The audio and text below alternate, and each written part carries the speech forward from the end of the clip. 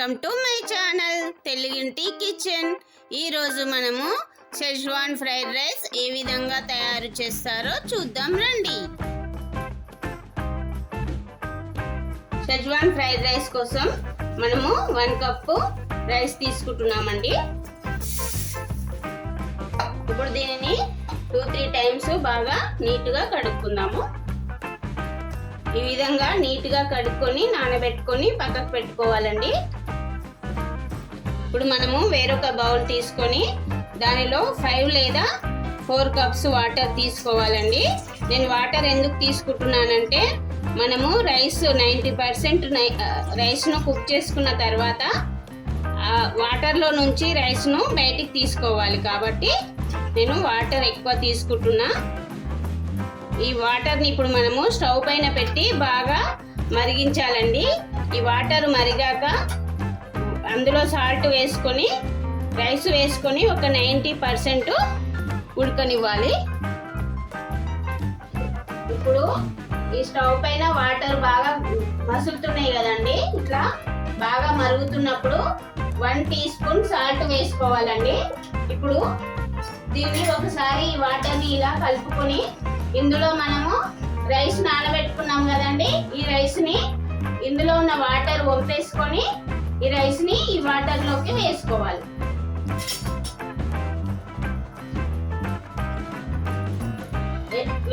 ఇట్లా వేసుకున్న తర్వాత ఒక 90% మాత్రమే కుక్ చేసుకోవాలండి. కంప్లీట్గా కుక్ చేయొద్దు.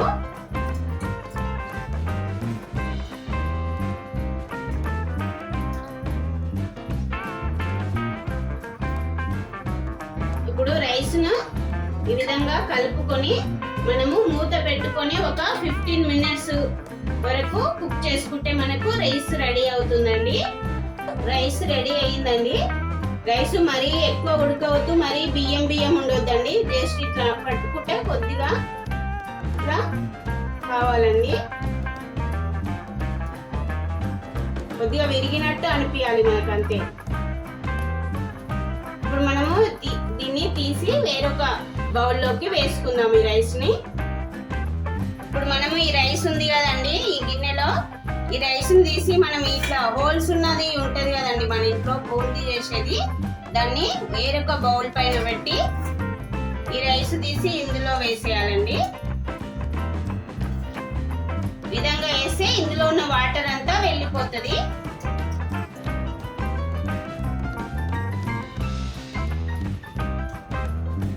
దీన్ని ఈ విధంగా లైట్గా ఇట్లా షేక్ చేస్తే వాటర్ అంతా వెళ్ళిపోతుందండి. దీన్ని మనము కంప్లీట్గా చల్లారే వరకు ఉండనివ్వాలండి. ఈ రైస్ని చల్లారిన తర్వాత రైస్ చేయాలి. రైస్ త్వరగా చల్లారడానికి పొడిగా కావడానికి నేను వేరొక పెద్ద ప్లేట్లోకి తీసుకున్నానండి. ఇప్పుడు ఇది కంప్లీట్గా చల్లారిన తర్వాత మనము ఫ్రైడ్ రైస్ చేద్దాం.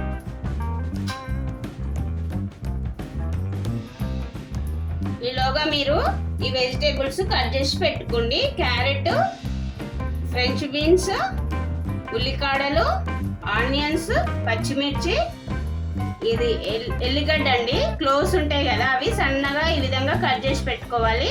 ఇది జింజరు సన్నగా ముక్కలుగా కట్ చేసి పెట్టుకోవాలి. ఇంకా మీ దగ్గర ఉంటే క్యాబేజీ తురుము అంటే క్యాబేజీ సన్నగా కట్ చేసి పెట్టుకోండి. అదేవిధంగా క్యాప్సికమ్ ఉంటే క్యాప్సికమ్ కూడా వేసుకోవచ్చు. చల్లారిన రైస్ను నేను ఈ బౌల్లోకి తీసుకున్నానండి. ఇప్పుడు మనము స్టవ్ ఆన్ చేసుకొని ఒక మందపాటి కడాయి పెట్టుకొని దాన్ని వేడి చేసుకుందామండి. ఇప్పుడు ఫ్రైడ్ రైస్ ఏ విధంగా చేస్తారో చూద్దాం రండి. ఇప్పుడు కడాయి వేడెక్కిందండి. మనము అందులో ఆయిల్ వేసుకుందాము.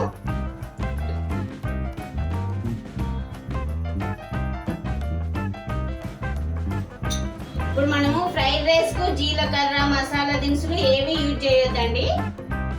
ఫస్ట్ నేను ఆనియన్స్ వేసుకుంటున్నా. మీడియం ఫ్లేమ్ లోకి తీసుకోవాలండి. ఆనియన్స్ మీడియం బ్రౌన్ కలర్ లోకి రావాలండి. ఇప్పుడు ఆనియన్స్ బ్రౌన్ కలర్ లోకి వచ్చినాయండి. ఇప్పుడు ఇందులో మనము పచ్చిమిర్చి సన్నగా తరిగిన పచ్చిమిర్చి వేసుకోవాలి. తర్వాత ఈ గార్లిక్ క్లోవ్స్ ఉన్నాయి కదండి, ఇవి సన్నగా కట్ చేసిన గార్లిక్ క్లోవ్స్, జింజర్ ముక్కలు చిన్న చిన్నవి.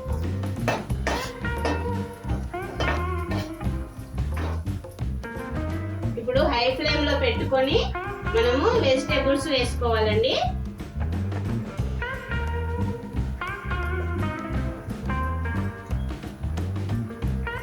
నేను ఉల్లికాడ వేసిన ముందు, తర్వాత క్యారెట్, ఇంకా అన్ని వెజిటేబుల్స్ వేసుకోవాలండి. వేసుకొని హై ఫ్లేమ్ లో పెట్టి బాగా కుక్ చేయాలి.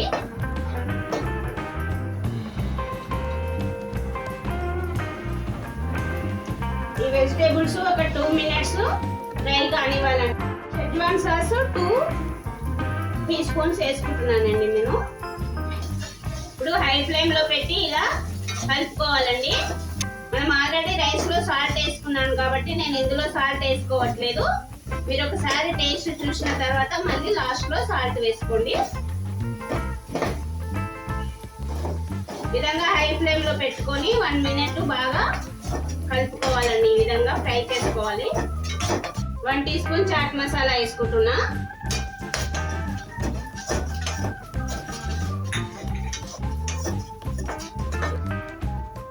ఇప్పుడు మనము ఇందులో రైస్ వేసుకొని హై ఫ్లేమ్ లో పెట్టుకోవాలండి.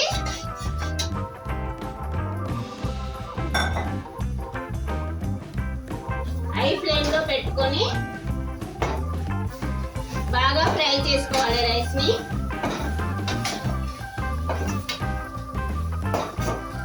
ఫ్రైడ్ రైస్ కు ఎప్పుడే కానీ మందపాటి కడాయి పెట్టుకుంటే మనకు ఫ్రైడ్ రైస్ బాగా వస్తుందండి.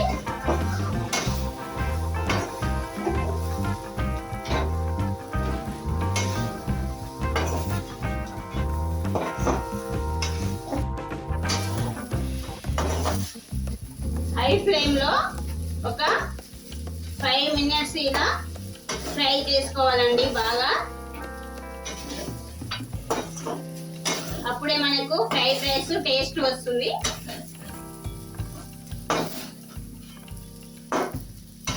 మీరు ఒకసారి సాల్ట్ చూసుకొని అవసరం ఉంటే వేసుకోండి. ఇప్పుడు ఫ్రైడ్ రైస్ రెడీ అయిందండి. ఇప్పుడు దీన్ని మనము సర్వింగ్ బౌల్లోకి తీసుకుందాము.